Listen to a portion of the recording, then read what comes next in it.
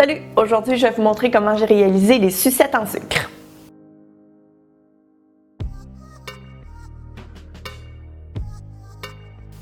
Bonjour à tous et bienvenue à ma chaîne. Si c'est votre première fois ici, je me présente.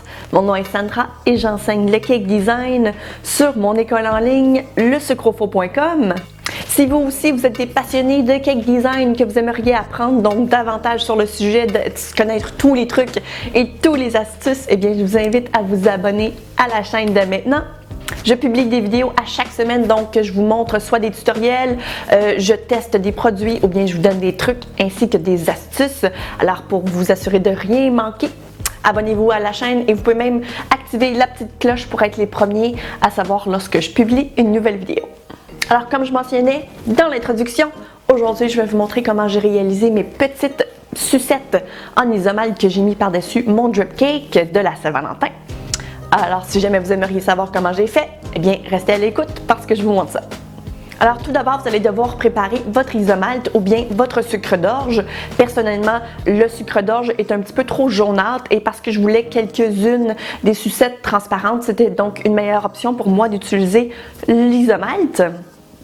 Personnellement, mon isomalt préféré est celui de CK Product. Je trouve qu'il est tout simplement fantastique. Il est super transparent et il est aussi donc très peu collant. Alors du moment où vous avez préparé donc votre isomalt, je vous invite à venir donc les diviser en petites quantités dans des petits moules à silicone. Vous pouvez venir les aromatiser avec des huiles Lorraine par exemple. Donc moi je vous conseille de vous amuser et d'en tester quelques-unes. Ensuite, pour venir colorer l'isomalt, moi je vous conseille fortement d'utiliser soit des poudres ou bien des colorants à airbrush. C'est ce que je trouve colore le mieux l'isomalt. Donc pour mélanger, il suffit de prendre juste un tout petit bâtonnet et de s'assurer évidemment de ne pas trop incorporer d'air à l'intérieur. Pour un look un peu plus opaque, donc pour ne pas voir en fait à travers l'isomalt, moi je vous conseille d'ajouter à ce moment-là des colorants en gel blanc.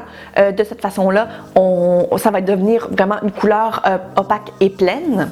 Du moment où vous avez complètement coloré donc toutes les quantités d'isomalt que vous vouliez, je vous conseille fortement de venir réchauffer encore une fois le mélange pour s'assurer en fait que le tout vraiment vienne se mélanger ensemble. Donc souvent, à force d'ajouter des petites quantités à la fois de colorants, on finit par avoir vraiment un mélange qui, même si ça semble bien mélangé, la façon la plus sécuritaire, si on veut, de s'assurer que ce soit vraiment 100% homogène, c'est de le refaire bouillir un tout petit peu, donc encore une fois au four micro-ondes par intervalle de 5 à 15 secondes. Mais je vous conseille vraiment fortement là, de suivre les indications du fabricant parce que chaque isomalt en fait est un peu différent. Encore une fois, vous pourriez utiliser du sucre d'orge et la majorité de toutes les informations que je vais donner aujourd'hui pour l'isomalt fonctionne très bien en fait pour le sucre d'orge. La seule différence en fait que le sucre d'orge est un petit peu plus jaunâtre, donc ça se peut que ça finisse par altérer un tout petit peu la coloration du liquide. Alors vous allez avoir besoin de bâtonnets à sucettes. Moi je suis venue couper en fait quelques-unes d'entre elles pour pouvoir avoir des hauteurs un peu différentes. Alors maintenant, pour venir couler, je vous invite fortement à utiliser un tapis de silicone. Personnellement, moi j'ai celui de Silicomart qui fonctionne à merveille. D'ailleurs, tous les liens de mes outils ainsi que des recettes que je pourrais évidemment utiliser durant les vidéos, je vais vous mettre tout ça dans la description. Alors pour venir couler, je vous invite à utiliser des gants aussi parce que c'est extrêmement chaud l'isomalt. Il ne faut absolument pas que ce soit en contact avec votre peau parce que vous allez voir... S'il y a quelque chose de chaud dans la vie, c'est bien l'isomalt. Alors c'est très important quand on travaille avec l'isomalt de ne pas travailler près des enfants. Donc assurez-vous en fait qu'ils soient couchés à l'école ou bien au courant en fait que vous manipulez quelque chose de très chaud. C'est très important.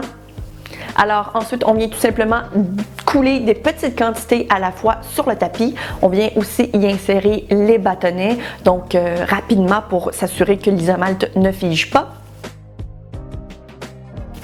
Et pendant que l'isomalt est encore chaud, on vient décorer donc soit de petites paillettes ou bien des petits bonbons décoratifs, donc de la couleur de votre choix.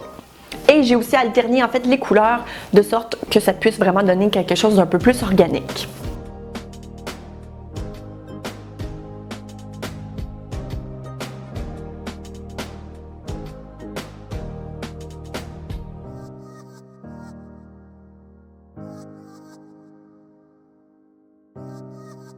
Alors du moment où les sucettes ont refroidi, on va pouvoir les détacher très facilement du tapis de silicone.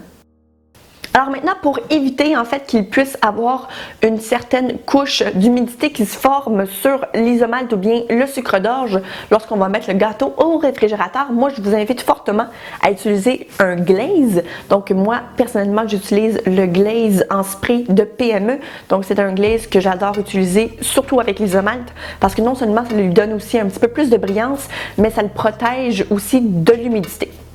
Alors, l'isomalte ainsi que l'humidité, ce sont deux ennemis jurés. Ils se détestent vraiment. Donc, pour s'assurer en fait de pouvoir être en mesure de mettre le gâteau au réfrigérateur, je vous invite fortement donc à appliquer une mince couche donc des deux côtés de vos sucettes et puis laisser sécher. Du moment où c'est fait, on peut venir insérer ensuite les petites sucettes à l'intérieur de votre gâteau. Et le tour est joué! Si jamais vous aimeriez voir comment j'ai réalisé mon gâteau drip cake, eh bien je vous invite à vous abonner à la chaîne parce que ça fait partie de la prochaine vidéo. Donc pour vous assurer de ne rien manquer, activez aussi la cloche, comme ça vous allez être les premiers à savoir lorsque je publie une nouvelle vidéo. Si vous avez aimé le contenu de la vidéo, si jamais ça vous a plu, si jamais ça vous a donné des trucs pour vos projets, à ce moment-là, je vous inviterai à lui donner un thumbs up. Et d'ici la prochaine vidéo, je vous dis à très bientôt!